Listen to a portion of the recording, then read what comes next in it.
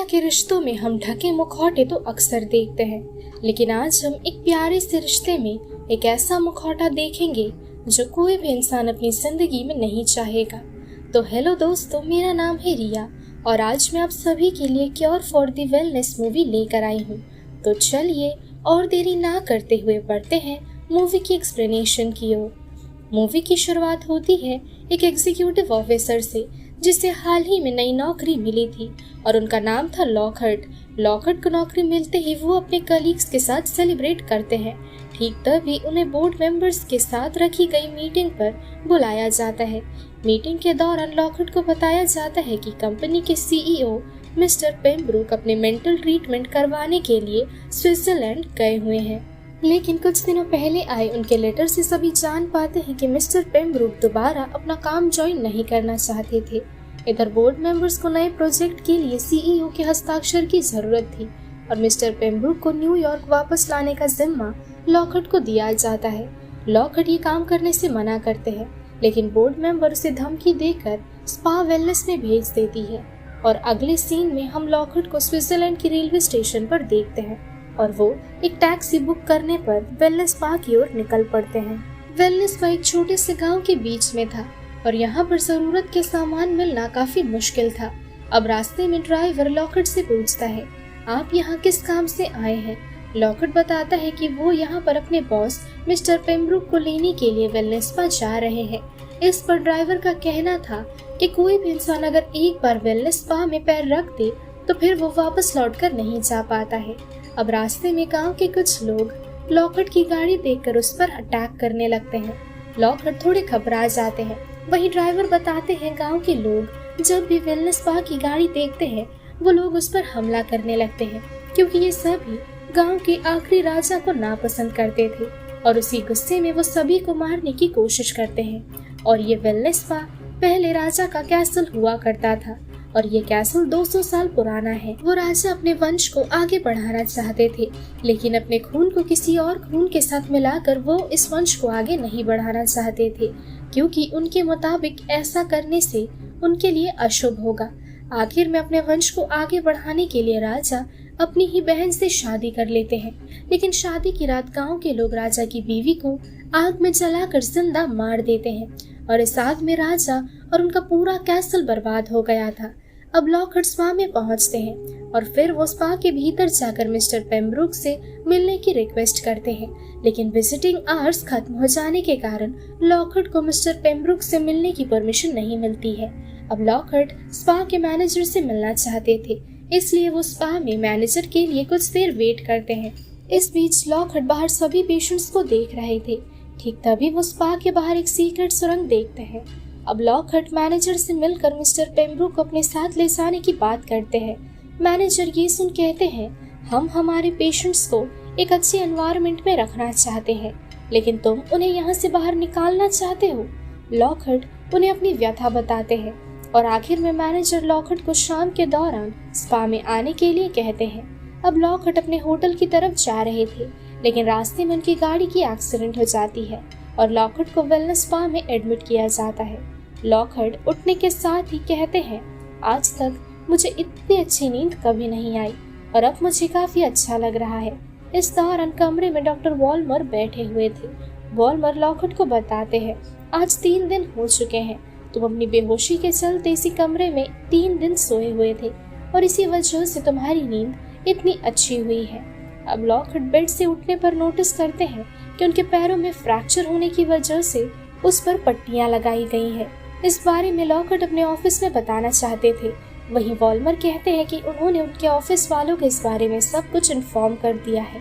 जाते जाते वॉल्मर लॉकहार्ट को स्पा का पानी नियम अनुसार पीने के लिए कहते हैं, क्योंकि ये दुनिया भर में सबसे हेल्दी वाटर है और ये वाटर इसी स्पा में पाया जाता है। लॉकहार्ट उनके कहे मुताबिक ज्यादा से ज्यादा पानी पिया करते थे, लेकिन एक दिन वो अपने ग्लास में किसी तरह का कीड़ा देखते हैं, जो काफी हैरानी की बात थी। कुछ देर बाद लॉकहार्ट अपने कमरे से बाहर निकलकर स्पा में घूमने लगते हैं। वो नोटिस करते हैं स्पा के सभी लोग बेहद खुश हैं, साथ ही सभी की ट्रीटमेंट के लिए सभी हाइड्रोथेरेपी लेते हैं। अब ऐसे ही लॉकहार्ट स्पा में घूम रहे थे और जाते जाते वो मिस्टर पेम्ब्रोक को देख लेते हैं। लॉकहार्ट मिस्टर पेम्ब्रोक से मिलकर उन्हें अपने साथ चलने के लिए कहते हैं, लेकिन मिस्टर पेम्ब्रोक कहते हैं, लॉकहार्ट, मेरी तबीयत ठीक नहीं है और मैं तुम्हारे साथ वापस नहीं जा सकूंगा। ये सुन लॉकहार्ट कहते हैं, आप तो भले चंगे हैं, फिर आप जाने से मना क्यों कर रहे हैं?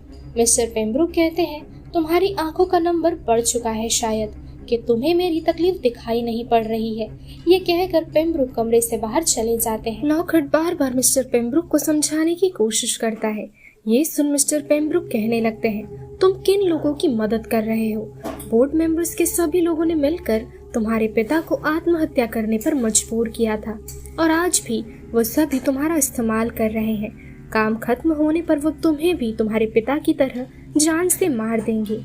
यह जानने के बाद लॉकहार्ट बेहद हैरान रह जाता है और फिर पेम्ब्रोक एक आखिरी बार लॉकहार्ट के साथ न्यूयॉर्क वापस चलने के लिए तैयार हो जाते हैं।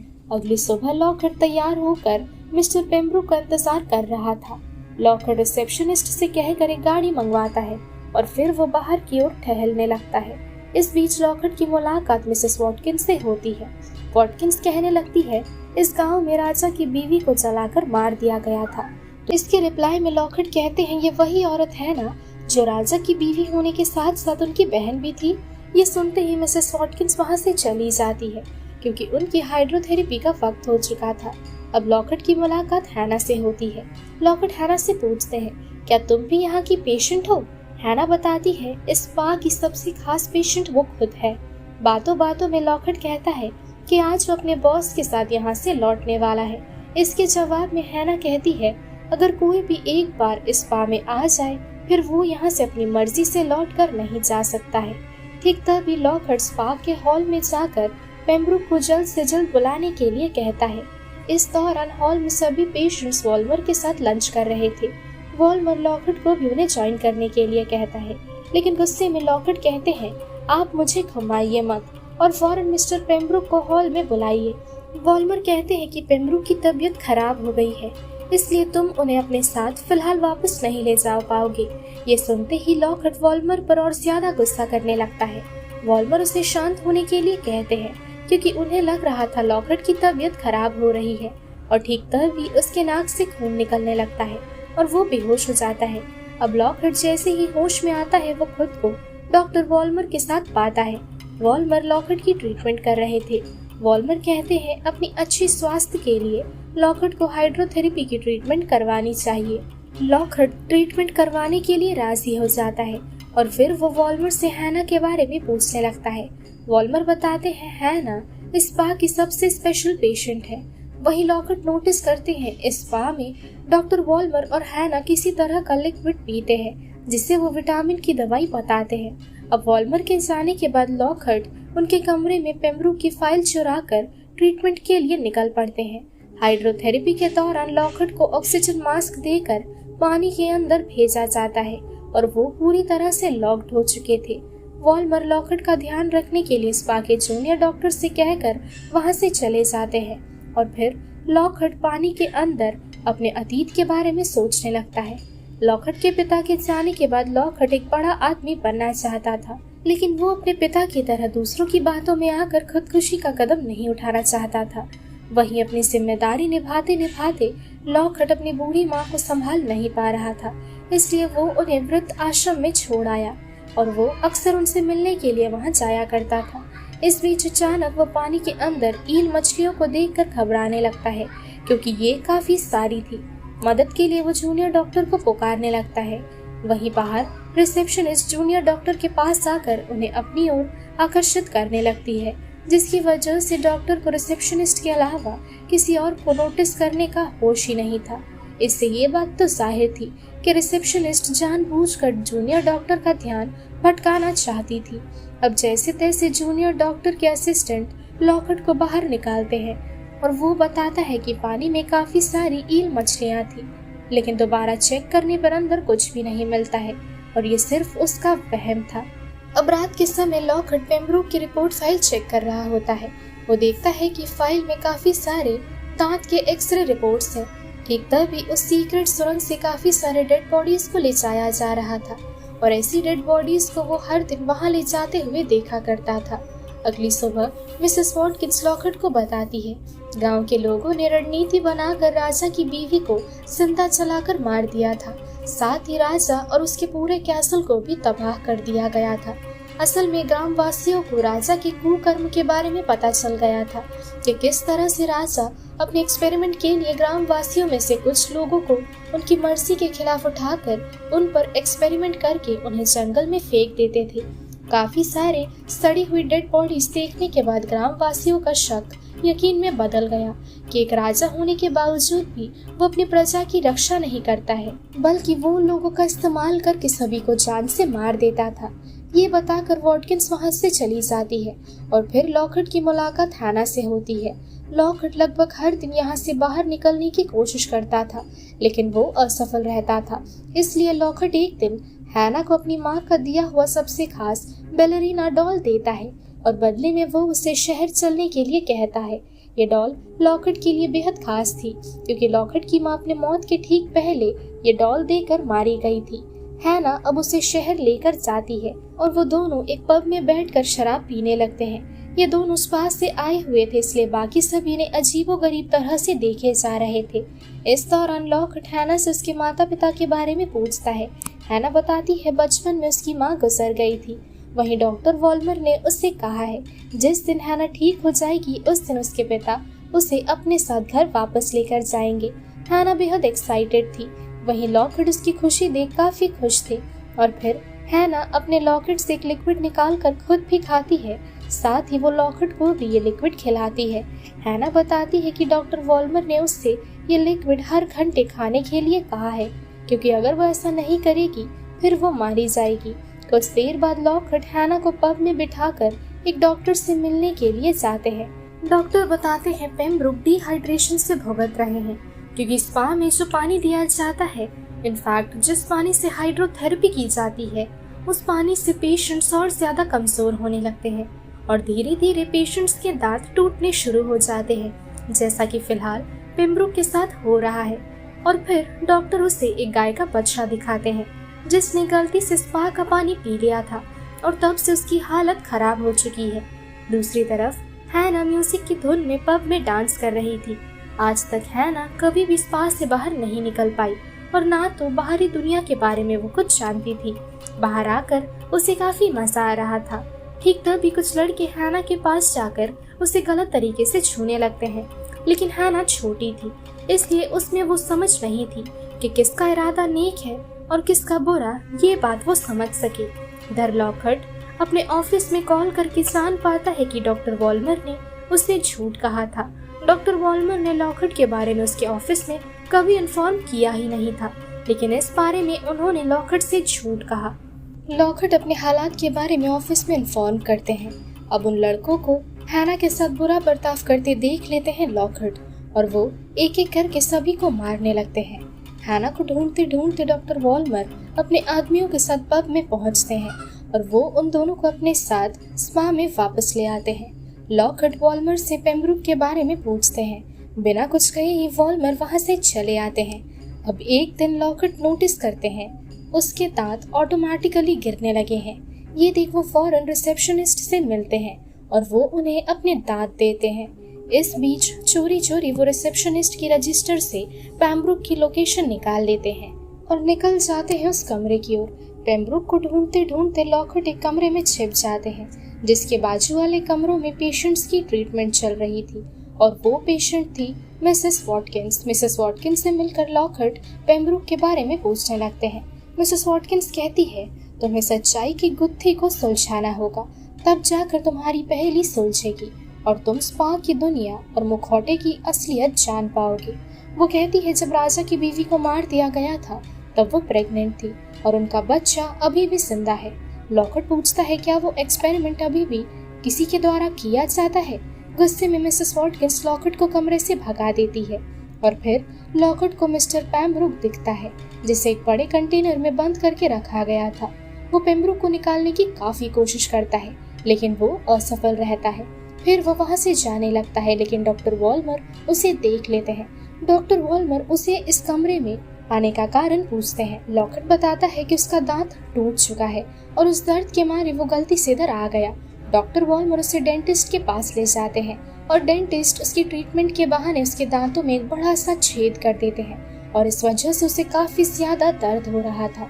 लॉकहार्ट उस डेंटिस्ट पर काफी ज्यादा आग बबूला होने लगता है और फिर वो अपने ड्राइवर से मिन्नतें मांगकर दर्द से तड़पाते हुए पुलिस स्टेशन में वॉल्मर के खिलाफ रिपोर्ट लिखवाने के लिए जाता है।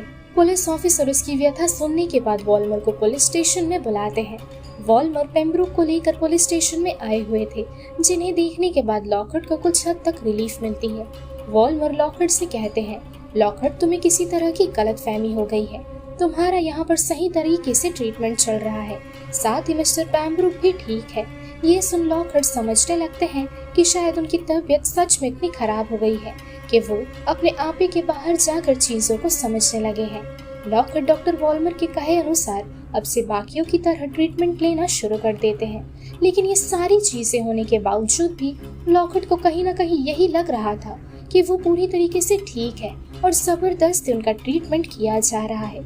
ये जानने के लिए लॉकहार्ट अपने पैरों की बैंडेज खोल देते हैं और वो अपने पैरों को देख हैरान रह जाते हैं, क्योंकि उनके पैर पूरी तरह से ठीक थे, लेकिन अब तक जबरदस्ती उनके पैरों में फ्रैक्चर बताकर उन्हें यहाँ पर किसी तरह से रखा गया है। लॉकहार्ट को लग रहा था जैसे वो यहाँ पर एक कैदियों की जिंदगी जी रहा है। कुछ देर बाद लॉकहार्ट उस सीक्रेट सुरंग की ओर जाने लगता है। यहाँ पर मिसेस वॉटकिंस की लाश पड़ी हुई थी और इससे हम जान पाते हैं कि उनकी भी मौत हो गई है। साथ ही उनके पास पड़े कंटेनर में ईल मछलियाँ थी। ठीक तभी कमरे में एक आदमी चला आता है और वो लॉकहार्ट की आहट महसूस करता है। बिना ध्यान दिए वो सबसे पहले मिसेस वॉटकिंस की लाश को ईल मछलियों के बीच फेंक देता है, जिसकी वजह से मछलियाँ उन्हें पूरी तरह से खाने लगती है और वो लॉकहार्ट पर अब हमला कर देता है। खुद को बचाने के लिए लॉकहार्ट चालाकी दिखाकर उस आदमी को जान से मारकर कमरे से भाग जाते हैं। दूसरी तरफ हैना पूल में स्विमिंग कर रही थी। पूल में काफी सारी ईल मछलियाँ थी, लेकिन ये मछलियाँ हैना को बिल्कुल भी नुकसान नहीं पहुंचा रही थी।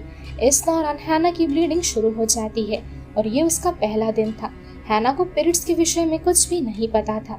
उसे लग रहा था जैसे उसकी तबीयत बेहद बिगड़ने लगी है, इसलिए वो फौरन डॉक्टर वॉल्मर का नाम पुकारते हुए हॉल में चली जाती है। डॉक्टर वॉल्मर हैना को एक कमरे में ले जाते हैं। इधर लॉकहार्ट डॉक्टर वॉल्मर के खिलाफ बोलना शुरू कर देता है। बाकी पेशेंट्स इस बात से खुश नहीं थे। सभी कहने लगते हैं डॉक्टर वॉल्मर एक नेक इंसान है जो पूरी निष्ठा के साथ उन सभी को ठीक करने की कोशिश कर रहा है, इसलिए वो सभी लॉकहार्ट को मारने लगते हैं। और फिर डॉक्टर वॉल्मर लॉकहार्ट को लैब में ले जाकर उसकी ट्रीटमेंट शुरू कर देते हैं। लॉकहार्ट के पास रखी जार में काफी सारी ईल मछलियाँ थी और जार का पानी डॉक्टर वॉल्मर एक फिल्टर की मदद से लॉकहार्ट के मुंह के भीतर डाल रहे थे। डॉक्टर वॉल्मर लॉकहार्ट को बताते हैं, मैं काफी सालों से इस स्पा में काम करता हूँ। ईल मछलियाँ आमतौर पर 300 सालों तक जी पाती है, लेकिन इस पानी में रखने से उसकी आयु और ज्यादा बढ़ जाती है। साथ ही ईल मछलियों को जिस पानी में रखा जाता है उस पानी को सिलेंड्रिकल टैंक्स की मदद से फिल्टर किया जाता है। इस पानी को कोई भी जीव अगर पी ले तो वो हैलुसिनेशन से भुगतने लगेगा, लेकिन अगर कोई इंसान इसका सेवन करे तो वो डिहाइड्रेशन से भुगतने लगता है। साथ ही वो शारीरिक और मानसिक रूप से कमजोर होने लगेंगे। मैं जानबूझकर स्पा में ऐसे मरीज लाता हूँ जो लाचार और अमीर होते हैं, लेकिन उनका ध्यान रखने वाला कोई भी नहीं है। इन पेशेंट्स पर यह एक्सपेरिमेंट करके मैं ईल मछलियों वाला पानी और इंसानों की मदद से जो स्वेट निकलता है उसे मैं और हैना पिया करते हैं, और यही है द क्योर फॉर वेलनेस।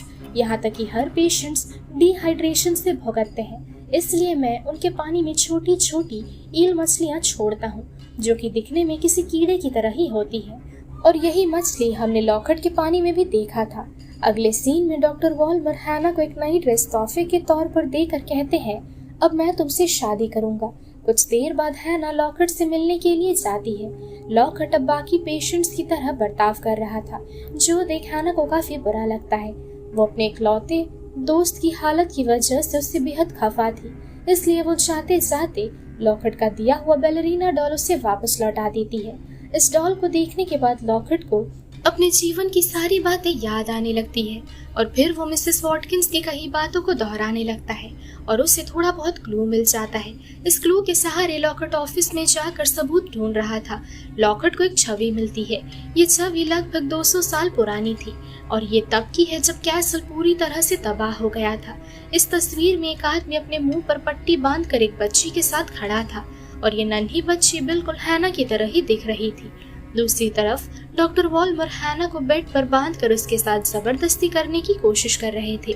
ठीक तभी हैना को बचाने के लिए लॉकहार्ट कमरे में पहुंचता है और वो कहने लगता है, डॉक्टर वॉल्मर, मैं जानता हूँ कि तुम ही हो वो 200 साल पुराने राजा, और हैना और कोई नहीं, तुम्हारी अपनी बेटी है। उस रात की आग की वजह से राजा का मुंह पूरी तरह से जल चुका था और खुद की पहचान छिपाने के लिए राजा अपने मुंह को मास्क द्वारा ढक कर रखते हैं। लेकिन आज वो अपना नकाब खोलकर बताते हैं कि क्योर फॉर वेलनेस बनाने के लिए मैं लगभग 200 सालों से मेहनत करता रहा। ये लिक्विड मेरे साथ साथ मेरी बीवी भी खाया करती थी, जिस वजह से उसकी मौत के बाद भी हैना जिंदा बच गई और मैं उसे सबसे छिपा कर रखता था। मैं अपने खून से अपना वंश आगे बढ़ाना चाहता था, इसलिए सबसे पहले मैंने अपनी बहन का इस्तेमाल किया और फिर अब मैं अपनी बेटी का फायदा उठाना चाहता हूँ। सच्चाई जानने के बाद हैना बेहद टूट चुकी थी। अब बातों बातों में वॉल्मर और लॉकहार्ट झगड़ने लगते हैं। लॉकहार्ट वॉल्मर को मारने के लिए उस पर आग से वार करता है, जिसके बाद कमरे में आग फैल जाती है।